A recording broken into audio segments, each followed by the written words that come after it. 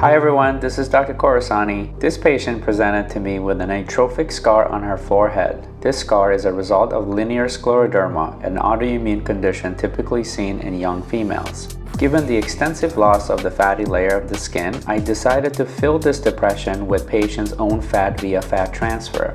The first step is to harvest the fat from the donor sides. Here you can see me harvesting fat from the patient's abdomen and flank, as these donor sides have been scientifically proven to have superior survival rate.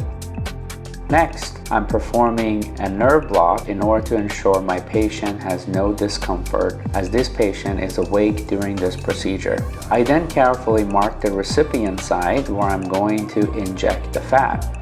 Before we can start the injection, we need to take a closer look at this patient's anatomy. I'm doing this with the high-definition ultrasound.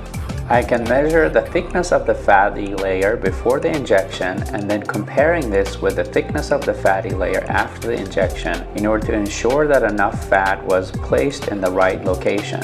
Ultrasound can also give us important information on the vascular anatomy of this patient for increased safety. The next step is to free up some of the scar tissue and create a pocket for our fat.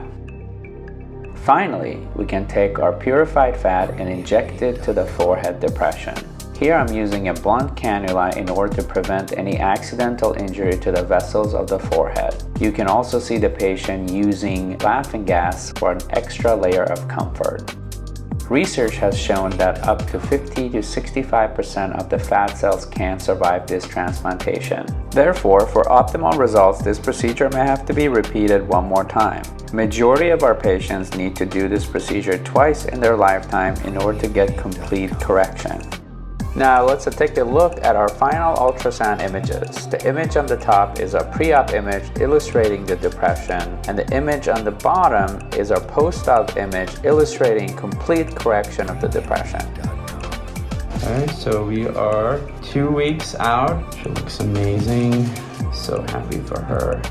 Finally, let's take a look at our patient's pre-op results here and compare it to our post-op results immediately after the surgery.